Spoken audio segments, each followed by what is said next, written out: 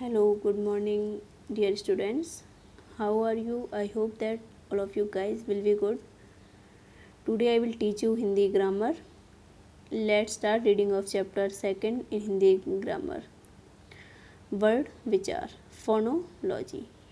भाषा बोलते समय हम ध्वनियों का उच्चारण करते हैं तथा उन ध्वनियों को लिखकर व्यक्त करने के लिए हम लिपि चिन्हों का प्रयोग करते हैं। यही लिपि चिन्ह वर्ड कहलाते हैं। वर्णों के माध्यम से ही शब्दों की रचना होती है। भाषा के शुद्ध उच्चारण और शुद्ध लेखन हेतु वर्णों का ज्ञान होना जरूरी है। वर्ण क्या है? भाषा की सबसे छोटी इकाई है जिसे खंडित नहीं किया जा सकता, मतलब जिसके टुकड़े नहीं किया जा सकते। उदाहरण यहाँ पर दिए हुए ला, सा, मा, गा, का आदि। किसी भी भाषा को सीखने के लिए सर्वप्रथम वर्णों को सीखा जाता है और प्रत्येक भाषा की अपनी वर्णमाला होती है। हिंदी में हमारी जैसे क, ख, ग, घ, घ और इंग्लिश में ABCD। हिंदी की वर्णमाला वर्णों के क्रमबद्ध श्रृंखला वर्णमाला कहती है। क्रमबद्ध मतलब क्रम से, जैसे कि का के बाद खा, खा के बाद गा, जो क्रम से एक रूप में आता है उसे हम क्रमबद्ध कहते हैं। स्वर सबसे पहले आता है स्वर। स्वर क्या हो? आ ई उ ए ऐ ओ औ, ये हमारे क्या है? स्वर। अनुस्वार अंग, विसर्ग अह। व्यंजन क ख ग घ इन्या, च छ ज झ इन्या, ट ठ ड ढ ड़ा, त थ द ध न, प फ ब म य म। ये सब हमारे क्या है? व्यंजन है। अंतस्थ व्यंजन के अंतर्गत क्या आता है? या, रा, ला, वा। ऊष्म व्यंजन स, स, स, ह। संयुक्ताक्षर छ, त्र, ज्ञ, श्र। आगत ध्वनियाँ ज, फ, अह। ये सब हमने आपको प्रीवियस क्लासेस में भी पढ़ाया है, तो आप लोग को समझ आ रहा होगा। वर्ड दो प्रकार के होते हैं, स्वर और व्यंजन। स्वर किसे कहते हैं? जिन वर्णों का उच्चारण बिना किसी वर्ण की सहायता से किया जाता है उन्हें स्वर कहते हैं। इनका उच्चारण करते समय वायु बिना रुकावट के मुख से बाहर निकलती है। हिंदी में स्वरों की संख्या 11 है। उदाहरण आ ई उ री ए ऐ ओ औ अं अंघ, ये हमारे क्या है? स्वर हैं। अब आते हैं स्वर के भेद। हर्ष स्वर, दीर्घ स्वर और प्लुत स्वर। हर्ष स्वर क्या होता है? जिन स्वरों को बोलने में कम समय लगता है उन्हें हर्ष स्वर कहते हैं। ये संख्या में 4 हैं। उदाहरण छोटा, छोटी, छोटा ऊ और ऋषि। दीर्घ स्वर जिन स्वरों का उच्चारण करते समय हर्ष स्वर से दुगना समय लगता है उन्हें दीर्घ स्वर कहते हैं। ये संख्या में 7 होते हैं। उदाहरण बड़ा आ, बड़ी ई, बड़ा ऊ, ए छोटा ए, बड़ा ए, ओ औ। प्लुत स्वर जिन स्वरों के उच्चारण में हर्ष और दीर्घ स्वरों से तिगुना समय लगता है उन्हें हम प्लुत स्वर कहते हैं। इसका चिन्ह आप देख रहे हैं, ये है। उदाहरण ओम। अयोग वहा हिंदी में 11 स्वरों के अतिरिक्त 2 वर्ण अ तथा अह भी जोड़े जाते हैं। इन्हें अयोग वहा कहा जाता है। ये स्वर नहीं होते परंतु इनकी भी स्वरों की तरह मात्राएं होती हैं, अतः इन्हें स्वरों के साथ लिखा जाता है। ये स्वतंत्र रूप से प्रयोग नहीं किए जा सकते। उदाहरण में देखिए दिया हुआ है अंग संध्या, सायंकाल, और अंक दिया हुआ है अतः, विशेषता, प्रातः आदि। इन्हें हमेशा में किसके साथ लिखते हैं? इन्हें हमेशा स्वरों के साथ लिखा जाता है। इनका स्वतंत्र रूप से प्रयोग हम नहीं कर सकते। अब आता है नेक्स्ट अनुस्वार। अनुस्वार क्या होता है? जब किसी व्यंजन का उच्चारण मुख के साथ नासिका, नासिका मतलब नाक से भी किया जाता है तो व्यंजन अनुस्वार कहलाते हैं।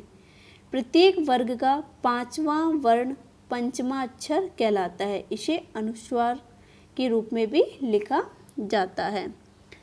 इन्या, ये इन्या, ना, मा वर्ण का मतलब 5वां अक्षर। अंतस्थ तथा ऊष्म व्यंजनों से पूर्व यदि सम हो तो माँ के स्थान पर हमेशा अनुस्वार का प्रयोग किया जाता है। उदाहरण आप लोग देख रहे हैं, सम प्लस योग मतलब संयोग। माँ और का हमने किस में यूज कर दिया है? अनुस्वार में यूज कर दिया है। नेक्स्ट आता है अनुनासिक। इसका उच्चारण करते समय हवा नाक और मुंह दोनों से निकलती है। इसे चंद्र बिंदु भी कहते हैं। इसे दर्शाने के लिए शिरोरेखा के ऊपर चंद्र बिंदु लगाया जाता है। उदाहरण माँ, पूंछ, हंस, उंगली, ऊंट, बूंद आदि इसके उदाहरण हैं। जिन स्वरों की मात्रा शिरोरेखा के ऊपर लगती है उनमें चंद्र बिंदु के स्थान पर केवल अनुस्वार का यूज होता है। उदाहरण में, सिंचाई, उन्हें, क्योंकि, घोंसला, गेंद आदि। विसर्ग। विसर्ग किसे कहते हैं? इसका प्रयोग स्वतंत्र रूप से नहीं किया जाता, इसे किसी वर्ण के बाद लगाया जाता है। इसका उच्चारण हा के समान होता है। विसर्ग का प्रयोग अधिकांशतः संस्कृत शब्दों में होता है। नेक्स्ट है जा फा आगत ध्वनियाँ। इन्हें हम क्या कहते हैं? आगत ध्वनि। जा तथा फ आगत ध्वनियाँ हैं। इनका प्रयोग अरबी तथा फारसी भाषा से आए शब्दों में किया जाता है। उदाहरण जैसे जरूरत, जिंदगी, जहर, फैसला, फरियाद आदि।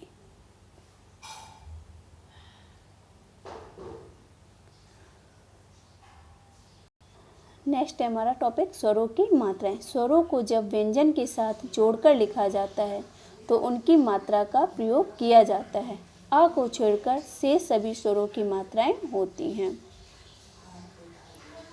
यहाँ पर हमें सभी की मात्राएं दी गई हुई हैं, आप लोग देख सकते हैं। व्यंजन। जिन वर्णों का उच्चारण स्वरों की सहायता के बिना नहीं किया जा सकता उन्हें व्यंजन कहते हैं। स्वर रहित। जिन वर्णों का उच्चारण स्वरों की सहायता के बिना नहीं किया जा सकता उन्हें व्यंजन कहते हैं। स्वर रहित व्यंजनों को दर्शाने के लिए उसके नीचे तिरछी रेखा हलंत लगाया जाता है। व्यंजनों की कुल संख्या 33 है। स्वर की संख्या कितनी है? 11। परंतु संयुक्त व्यंजन तथा अन्य को मिलाकर 39 व्यंजन होते हैं। स्वर रहित व्यंजन का आप देख रहे हैं, स्वर रहित व्यंजन के सभी के नीचे हलंत लगा हुआ है और स्वर सहित के बिना हलंत के हैं। का, पा, मा, रा आदि। अब आते हैं व्यंजन के भेद। व्यंजन के 3 भेद हैं यहाँ पर: स्पर्श व्यंजन, अंतस्थ व्यंजन और ऊष्म व्यंजन। स्पर्श व्यंजन क्या होता है? जिन व्यंजनों का उच्चारण करते समय जिन जीवा मुख के विभिन्न अवयवों या भागों को स्पर्श करती है उन्हें स्पर्श व्यंजन कहते हैं। जीवा किसे कहते हैं? जीभ को कहते हैं। व्यंजनों का उच्चारण करते समय मुख के जिस भाग का जीवा स्पर्श करती है वही उस व्यंजन का उच्चारण स्थान माना जाता है। हिंदी में स्पर्श व्यंजन 25 होते हैं। का वर्ग। का वर्ग के अंतर्गत क्या क्या आता है? क, ख, ग, घ, इन्या, जिसका उच्चारण स्थान क्या है? कंठ। कंठ मतलब गला। चा वर्ग। च, छ, ज, झ, इन्या, तालु मतलब ऊपर। तालु मतलब तलु, जो ऊपर का अपना भाग होता है मुख के, वो तालु बोलते हैं उसको। टा वर्ग। ट, ठ, ड, ड़, ण, मूर्धा। ता वर्ग। त, थ, द, ध, न, दंत। प वर्ग। प, फ, भ, म, ये किसके? ऊंट। अंतस्थ व्यंजन। इन व्यंजनों का उच्चारण करते समय जीवा मुख के किसी भी भाग को पूरी तरह स्पर्श नहीं करती। अंतस्थ व्यंजन संख्या में 4 हैं। कौन कौन से? य, र, ल, व। ऊष्म व्यंजन। इन व्यंजनों का उच्चारण करते समय वायु तेज गति से मुंह से रगड़ खाती है तथा ऊष्मा पैदा करती है, इसलिए इन्हें ऊष्म व्यंजन कहा जाता है। स, स, स, ह, ये 4 ऊष्म व्यंजन हैं। नेक्स्ट आता है संयुक्ताक्षर या संयुक्त व्यंजन। हिंदी की वर्णमाला में 4 संयुक्ताक्षर हैं: छ, त्र, ज्ञ, स्र। ये संयुक्ताक्षर इन व्यंजनों के मेल से बने। किनके मिलो से छा, छा किसके मेल से बना है? क प्लस सा, जैसे कक्षा, ठीक है। त्रा, त्रा किसके मेल से बना है? ता प्लस रा। ज्ञा, जा प्लस इन्या, और श्रा, शा प्लस रा। हिंदी में कुछ अन्य व्यंजनों का भी संयोग होता है।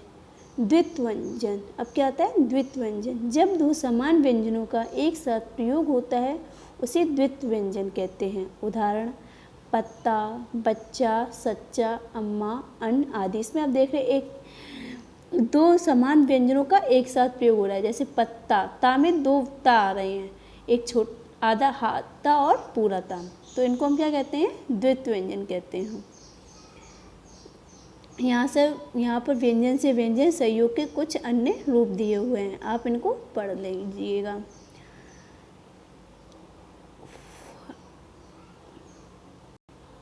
आई होप आप लोगों को वीडियो समझ आया होगा। अगर आपको कोई भी प्रॉब्लम है तो हम उसे नेक्स्ट वीडियो में क्लियर करेंगे।